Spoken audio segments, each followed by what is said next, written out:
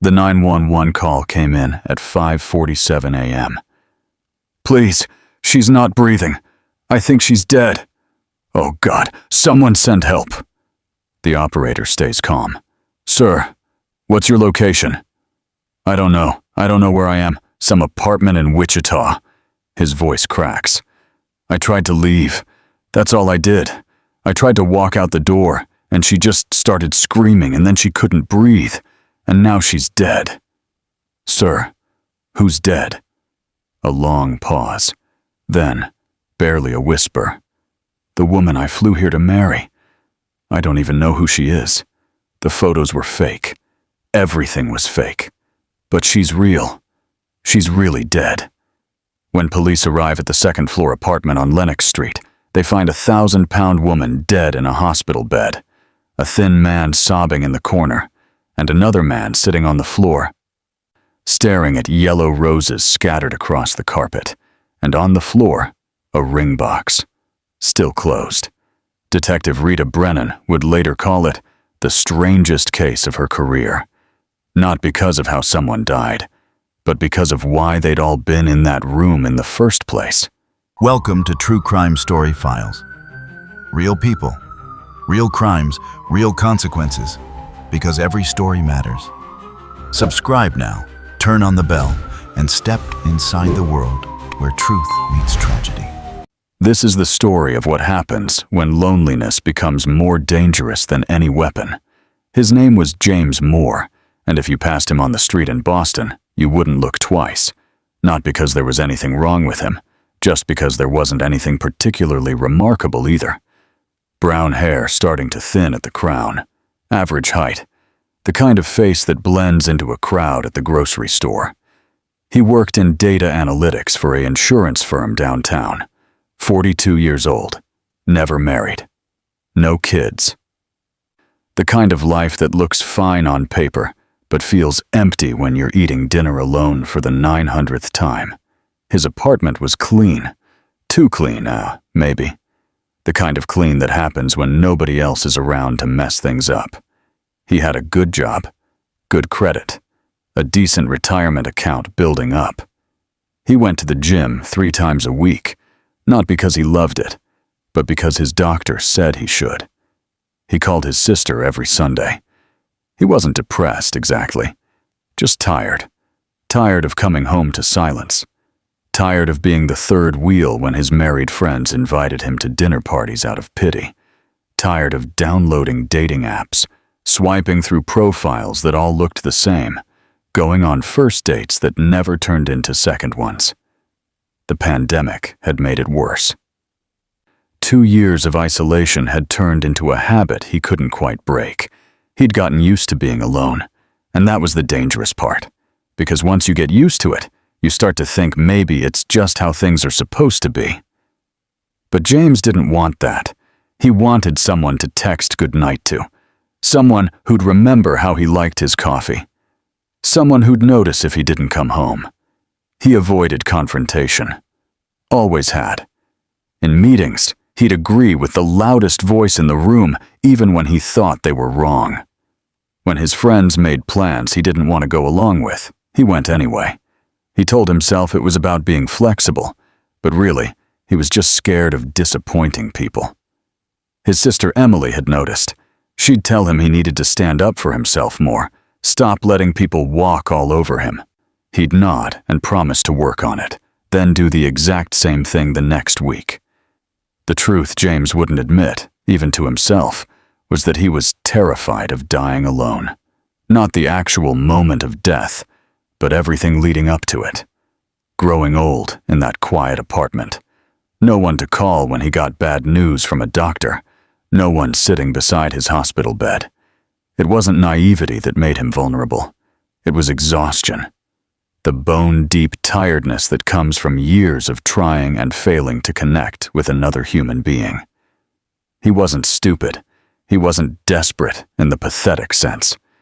He was just tired of being alone, and that made him willing to overlook things he shouldn't have. Margaret Holloway had been bedridden for 6 years. Her second-floor apartment in Wichita was dim, even in the middle of the day. curtains drawn against the Kansas sun. The air was thick, heavy with the smell of medical supplies and unwashed laundry, and something else, something harder to name. The smell of a life that had shrunk down to the size of one room. She weighed over 1,000 pounds. The exact number didn't matter anymore. What mattered was that she couldn't walk, couldn't stand, could barely shift her weight in the reinforced hospital bed that took up most of the living room. Oxygen tubes ran to her nose, blood pressure cuff on her arm, a pulse oximeter clipped to her finger that beeped whenever her levels dropped. Her brother Travis lived there too. Had to, really. Someone needed to be there around the clock. He was 34, rail thin, with the kind of exhausted face that comes from years of insufficient sleep and too much responsibility. He'd dropped out of community college to take care of her when things got bad.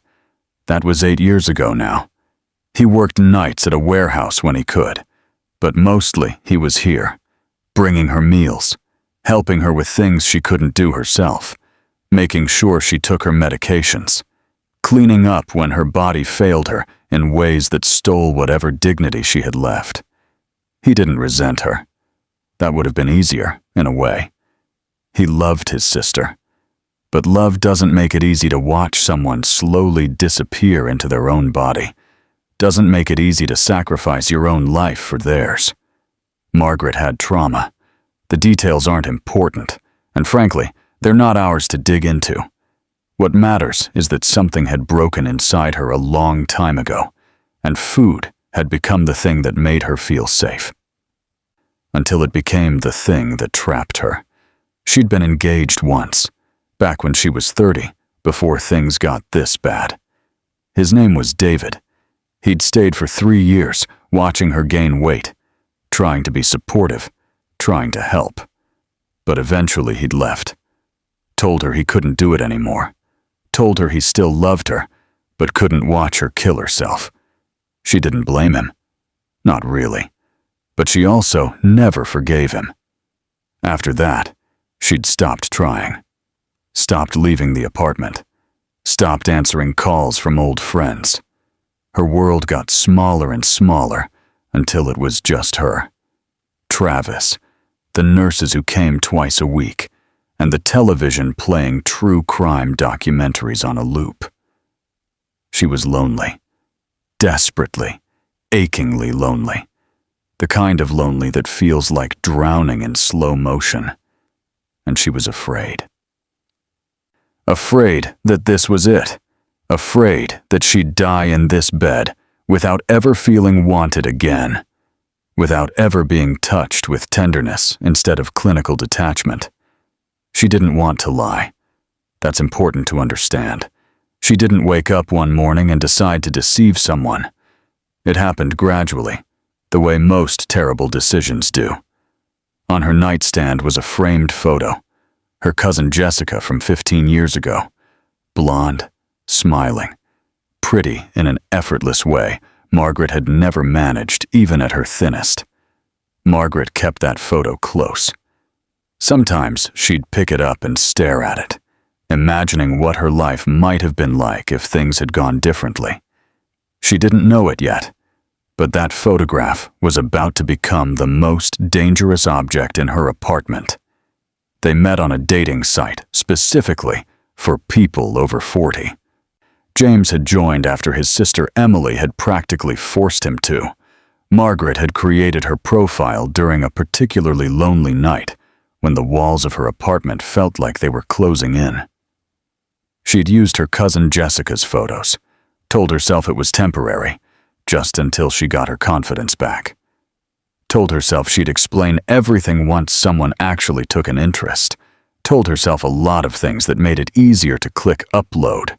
Her profile said she was a writer working from home. That part was almost true. She did write. Journaling mostly. Pages and pages of thoughts she'd never show anyone. The working from home part was accurate too, even if it meant something different than what people imagined. James had sent the first message. Something simple. Earnest. He'd commented on a line in her profile about loving old movies. They'd started talking about film noir, moved on to books, then music, then everything else. The first phone call lasted 3 hours.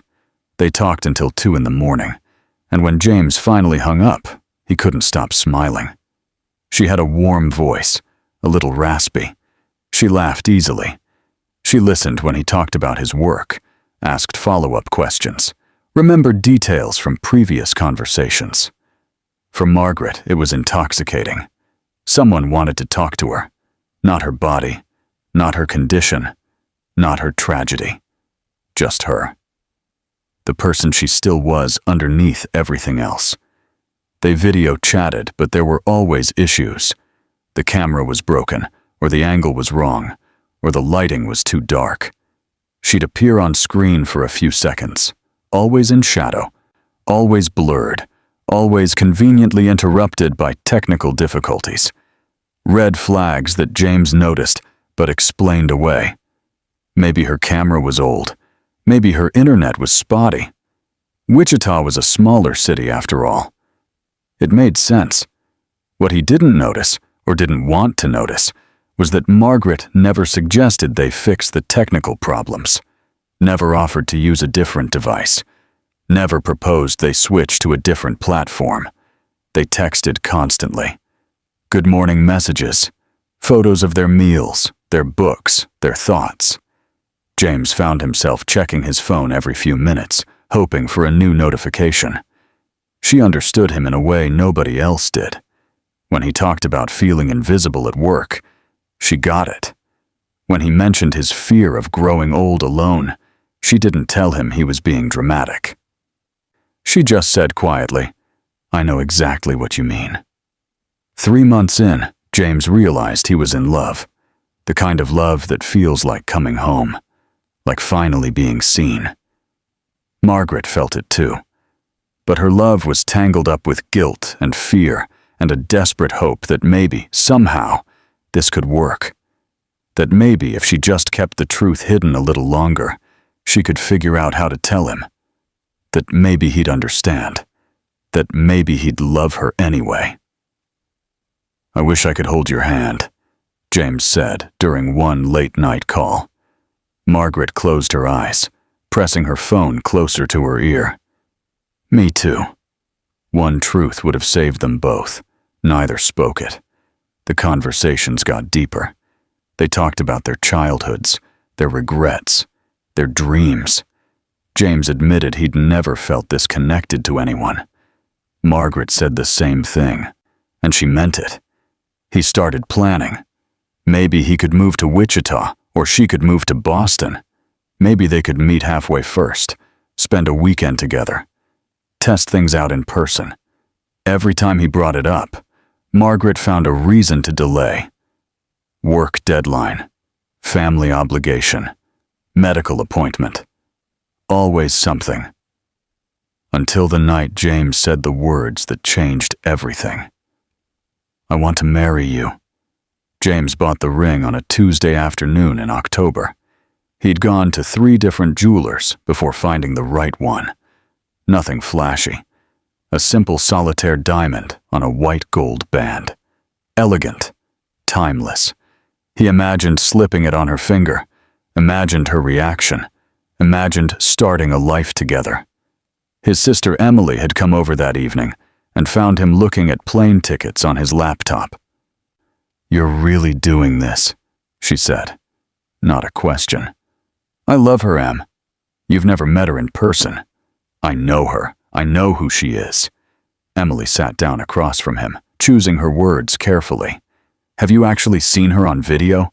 Like a clear conversation where you can see her face? The connection's always been bad. It's not a big deal." "James."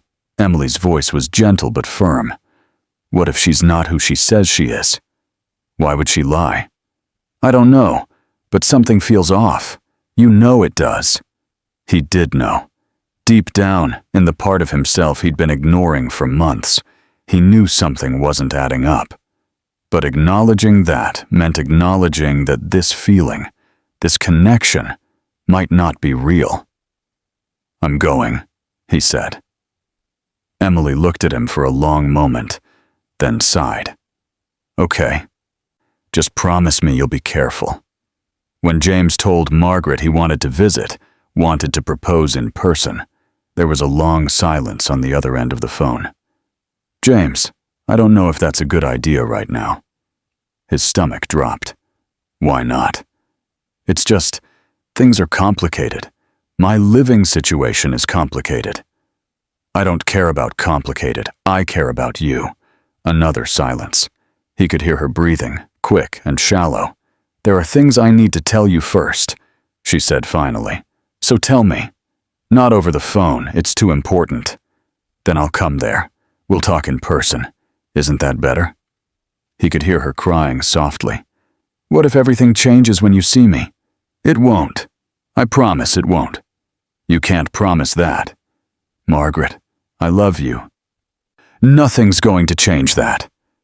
She was quiet for so long he thought she'd hung up. Then she said, her voice barely a whisper, "Okay, come to Wichita." "Really?" "Yes. But James, please understand that things might not be what you're expecting." "I don't care. I just want to be with you." She gave him her address, made him promise not to tell anyone exactly where he was going, said her brother was protective and she needed time to prepare him for a visitor. Red flags. Bright, waving red flags. But hope was louder than caution. Hope was screaming that this was finally it, finally the thing he'd been waiting for his whole life. He booked a flight for November 17th. 2 weeks away. Enough time to make arrangements at work, pack, rehearse what he'd say when he got down on one knee.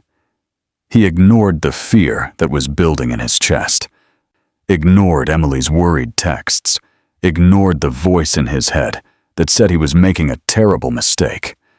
Hope felt louder. Hope felt like it might actually win this time. The flight from Boston to Wichita was supposed to leave at 6 in the morning. James barely slept the night before, too wired with nervous excitement to do more than stare at the ceiling. He'd packed the ring in his carry-on. Flowers would have wilted on the plane, so he planned to buy those when he landed. He'd rehearsed his proposal speech so many times the words had lost meaning. But when he got to the airport, the departure board showed a 2-hour delay. Equipment issue. Then another hour. Then another. He sat in an uncomfortable plastic chair, checking his phone every 30 seconds, texting Margaret updates. "Delayed again. This is torture." "It's okay," she wrote back. "I'll be here whenever you arrive." He bought overpriced coffee, paced near the gate, watched other travelers with their families, their easy intimacy, and felt a surge of anticipation thinking about having that for himself soon. The flight finally boarded at noon. He was in the middle seat of a cramped row, squeezed between a woman who'd immediately put on a sleep mask and a man who spent the entire flight typing furiously on a laptop. They hit turbulence over Missouri, the kind that makes the overhead bins rattle and the flight attendants sit down mid-service. James gripped the armrests, his anxiety about the flight mixing with his anxiety about what was waiting for him in Wichita. At the airport in Kansas, he rented a car and stopped at a grocery store to buy flowers. Yellow roses. Margaret had mentioned once that those were her favorite. He picked up a small box of chocolates too, feeling like a teenager on his first date. The drive to her apartment took him through parts of Wichita that looked tired. Strip malls with half the stores closed, fast food restaurants, auto repair shops, the kind of landscape that exists in every mid-sized American city. Her building was a squat brick structure with peeling paint and a parking lot full of potholes. He checked the address 3 times. Sure, he must have made a mistake. This was where she lived? He parked and sat in the car for a moment, looking up at the second floor. The afternoon sun was starting to sink, casting long shadows. His phone buzzed. "Are you here?" "Just pulled up. Second floor, apartment 1C. I can't wait to see you." He grabbed the flowers and the chocolates and the small gift bag he'd packed with a photo album he'd made of all their conversations, printed out screenshots, and organized them chronologically like a scrapbook. The building lobby smelled like old carpet and something else. Something stale. The elevator had an out-of-order sign taped to it. He took the stairs. The hallway on the second floor was dim, flickering fluorescent light at one end. Most of the bulbs were burned out. He found 1C and stood outside the door, his heart hammering. This was it. Everything he'd hoped for was on the other side of that door. He buzzed, heard movement inside, heavy, slow. Then Margaret's voice muffled through the door. "James?" "It's me." The lock clicked. The door opened a crack. "Come in," she said. "Quick, and close it behind you." He stepped inside. The smell hit him first. Medical supplies, sweat, decay. The lights were dim, curtains drawn tight. And then he saw her. Not the woman from the photos, not even close. He realized she wasn't alone, and neither was he. The woman in the bed was massive. There's no gentle way to say it. Her body took up the entire hospital bed, spilling over the edges, covered by sheets that looked too small for the job they were trying to do. Her face was round, swollen, her features buried in flesh. Oxygen tubes ran to her nose. Monitors beeped in the corner. The room was hot, stifling, like the heater had been cranked all the way up, despite it being November. She was looking at him with an expression that was equal parts hope and terror. "James," she said softly. "I'm Margaret." He stood frozen in the doorway, still holding the flowers. His brain was trying to process what he was seeing, trying to reconcile this with the woman in the photos, with the voice on the phone, with everything he'd built up in his mind over the last 4 months. Behind him, he heard the door lock click. He turned. A man was standing there, thin, exhausted-looking, mid-30s. He'd been hidden in the corner when James walked in. "I'm Travis," the man said. Not threatening exactly, just stating a fact. "Margaret's brother. I live here too." "I know," James said automatically, though his voice sounded distant to his own ears. "She mentioned you." Travis didn't move away from the door, didn't unlock it, just stood there with his hands in his pockets, watching. James turned back to Margaret. She was crying now, silent tears running down her face. "I'm so sorry," she whispered. "I wanted to tell you. I tried to tell you." "Those photos," James said slowly. "Those aren't you. My cousin. From years ago. Before I got sick." "You're not sick. You're just—" He stopped himself.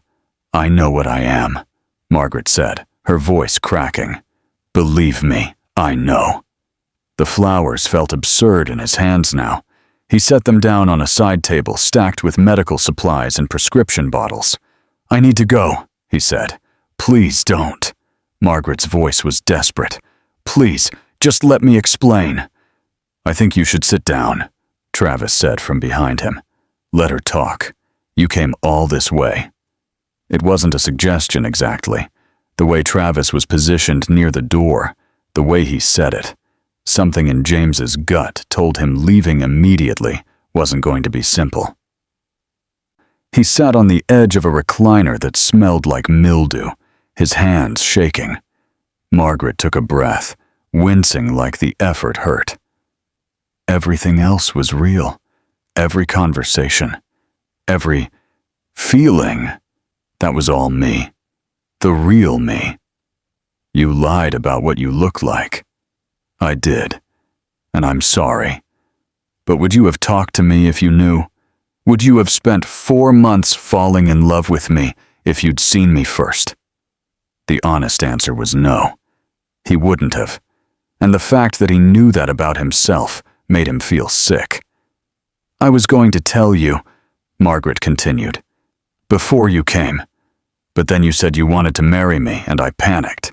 I thought maybe if we met first, if you could see that I'm still the same person you talked to, then maybe it wouldn't matter."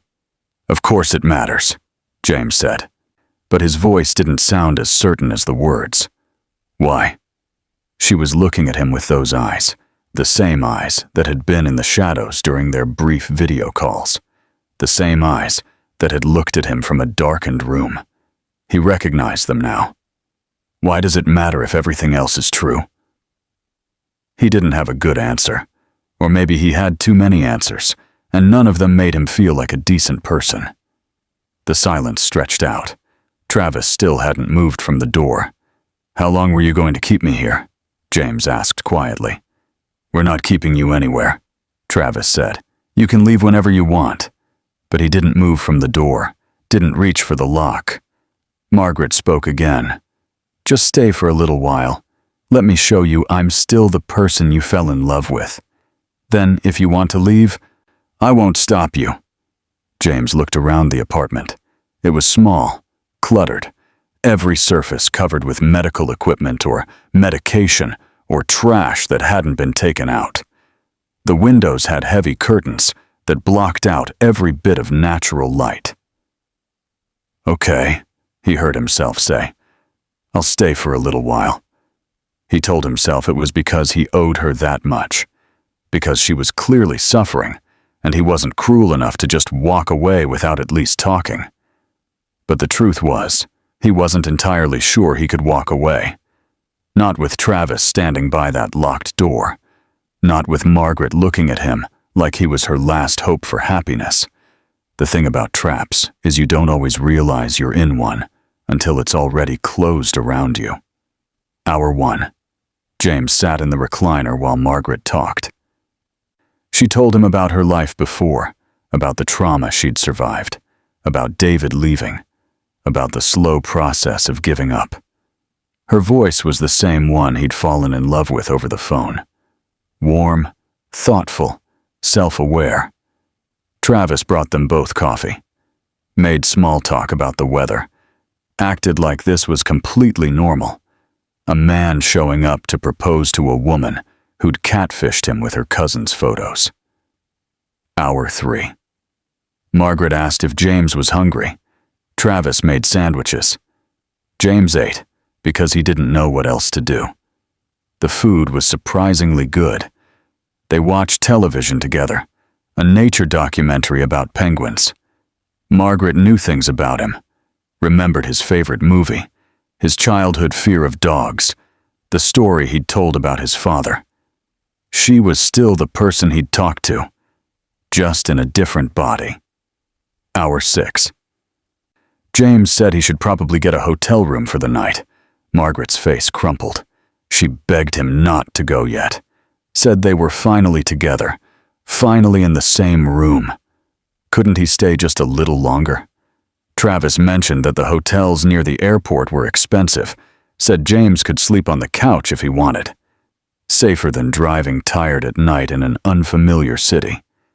James agreed, telling himself he was being polite. Hour 12. Night had fallen. The apartment felt smaller in the dark.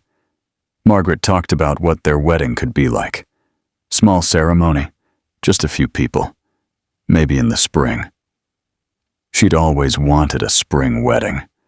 James didn't correct her, didn't say he wasn't going to marry her, just nodded and listened. The ring was still in his bag. He'd forgotten about it. Hour 18. James woke up on the couch to find Travis sitting in a chair near the door, scrolling through his phone. It was 3 a.m. "Can't sleep?" James asked. "Someone needs to be up in case she needs something," Travis said. "Her oxygen levels drop sometimes at night." "Every night?" "Most nights."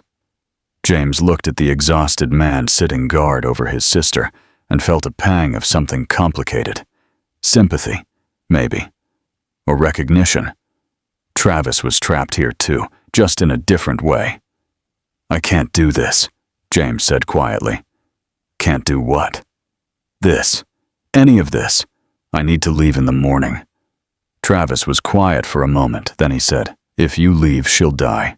You know that, right? That's not fair. It's not about fair. It's about truth. You're the only thing she's had to look forward to in 6 years.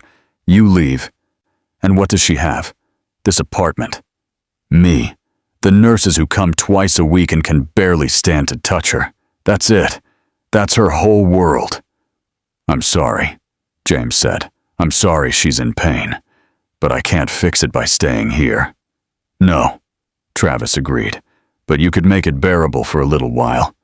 Would that be so bearable? Mar 24. Morning came. James didn't leave. Told himself it would be cruel to leave without saying a proper goodbye, without explaining face to face why he couldn't stay. Margaret woke up cheerful, wanted to hear about his plans for the day, suggested they watch a movie together.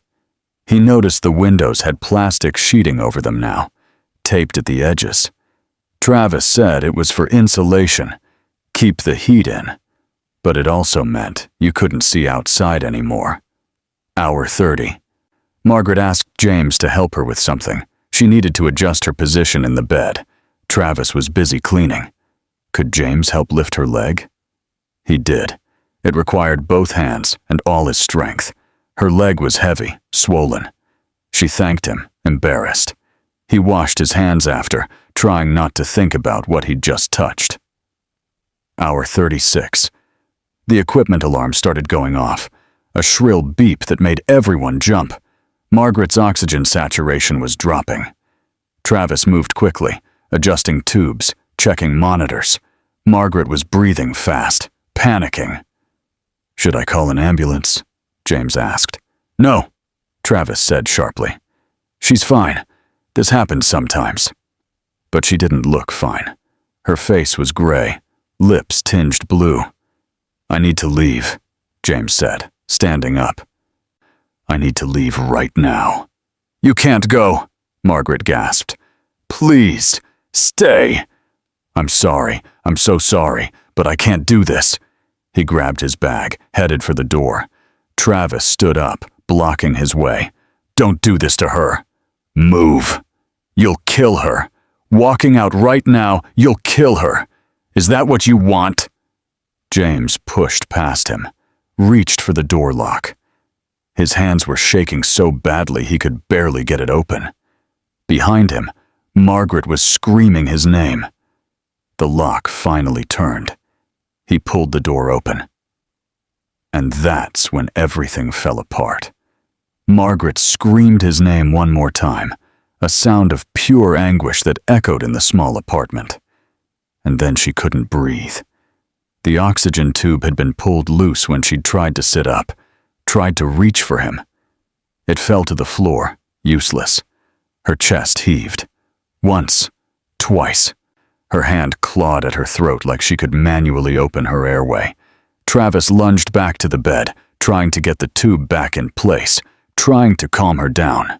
Maggie, breathe! Just breathe! I've got you! But her eyes were wide, terrified. The monitors were screaming, alarms overlapping, each one a different pitch of panic. James stood frozen in the doorway, half in the apartment, half in the hallway. His brain had short-circuited. This wasn't supposed to happen. This wasn't. Margaret's face went from gray to blue. Her eyes rolled back.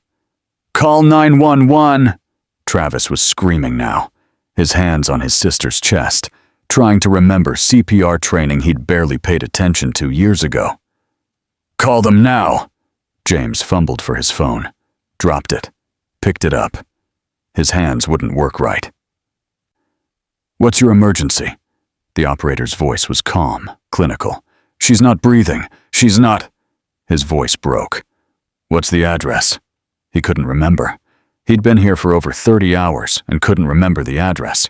He ran into the hallway, looking for apartment numbers, reading them to the operator. Is she conscious? No, I don't think so. Her brother's with her. He's trying to help her. Is he trained in CPR? I don't know. Can you perform CPR? James looked back into the apartment. Travis was still pressing on Margaret's chest, but his compressions were weak, uncoordinated. He was crying, begging his sister to wake up. I don't know how, James said. The operator started giving him instructions. He went back into the apartment, dropped to his knees beside the bed. I need you to move, he told Travis. She's dying. Oh God, she's dying. I know. Move. Let me help. James had taken a CPR class once, years ago, for work. He'd barely remembered it then, but his hands found the center of her chest, started compressions. Must be 2, 3, 4. Her body was so large, the compressions barely seemed to move her. He pressed harder. 10, 11, 12. Travis was hyperventilating in the corner, watching his sister die. 25, 26. James's arms were burning. Sweat dripped into his eyes. The operator's voice kept giving instructions, but he'd stopped processing the words, just kept counting, kept pushing. Somewhere in the distance, sirens. 40, 41. Her skin was cold under his hands. The paramedics arrived in a chaos of equipment and radio chatter. They took over immediately, shoving James aside. Professional, efficient, but he could see it in their faces. They knew. They tried anyway. Did everything they were trained to do. Tubes and needles and machines. But some things can't be reversed. Some hearts, pushed too far for too long, simply stop. Margaret Holloway was pronounced dead at 8:53 in the evening on November 18th, 2023.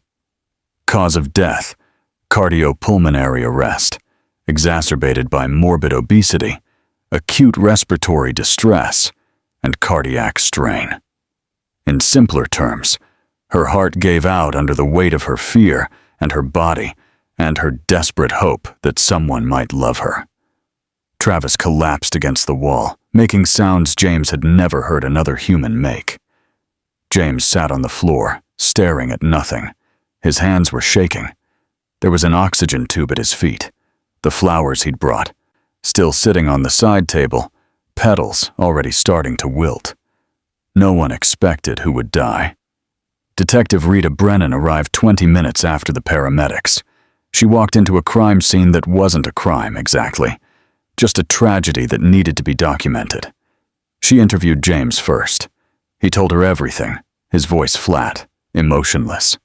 The dating site, the photos that weren't Margaret, the visit, the 36 hours that felt like 36 years. Were you held against your will? She asked. He thought about Travis standing by the door, about the windows covered in plastic, about the feeling of being unable to leave. I don't know, he said honestly. She interviewed Travis next. He was barely coherent, still in shock. Kept saying he'd tried to take care of her. Kept saying he'd done his best. Did you prevent Mr. Moore from leaving the apartment? I just wanted him to stay long enough to see who she really was. That's not what I asked. Travis looked at his hands. He could have left any time. I didn't physically stop him. But you made him feel like he couldn't leave? No answer. Travis was arrested on charges of false imprisonment, though the charges would later be reduced and eventually dropped entirely. The district attorney determined there wasn't enough evidence to prove he'd actually prevented James from leaving. Gray area, legally speaking. The moral area was darker. James gave his statement, booked a hotel room, changed his flight. He'd be back in Boston by Monday morning, back to his quiet apartment, his data analytics job, his Sunday phone calls with Emily. But he wouldn't be the same person who'd left.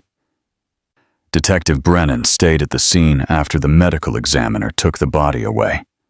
She walked through the apartment, piecing together the story from the evidence left behind. The cousin's photos, printed and framed on the nightstand. The dating site still open on a laptop. The ring box in James's bag. The flowers, already dying. She'd worked homicide for 12 years, seen every variation of human cruelty you could imagine. But this wasn't cruelty. This was something harder to categorize. Loneliness. That was the real story.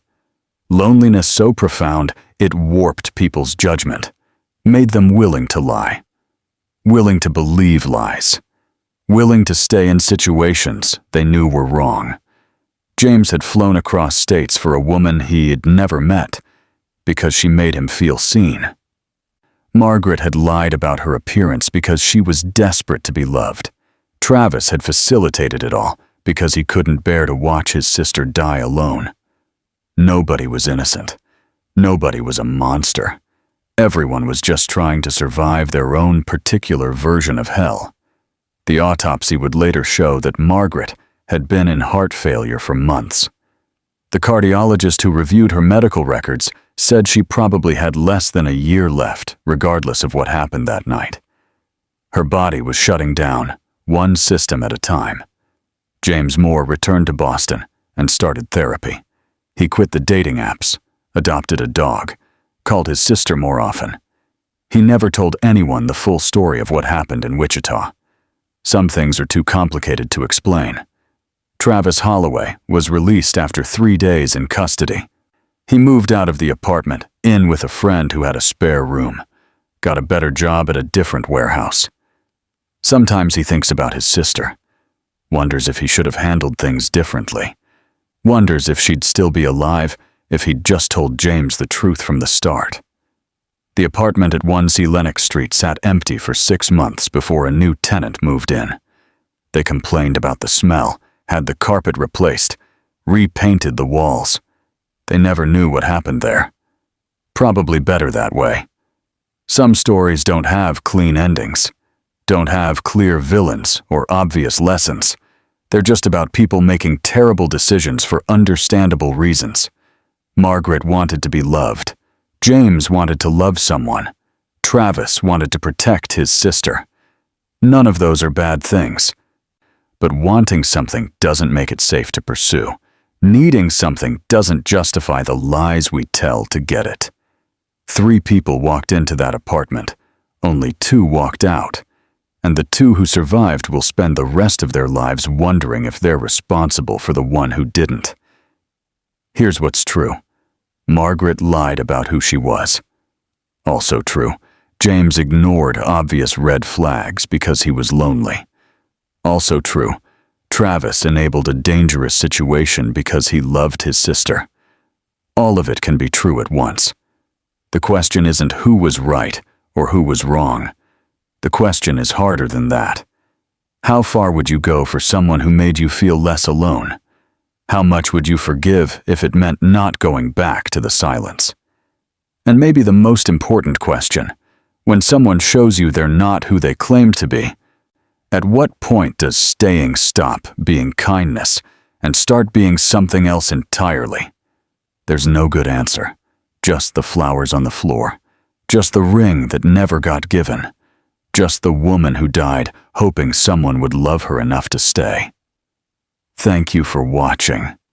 If James's story made you think or feel something, hit that subscribe button and turn on notifications so you never miss the next one. And if you know someone who trusts too quickly, or someone who's searching for connection in all the wrong places, share this video with them. Because sometimes danger doesn't come from monsters. It comes from the people we desperately want to believe in.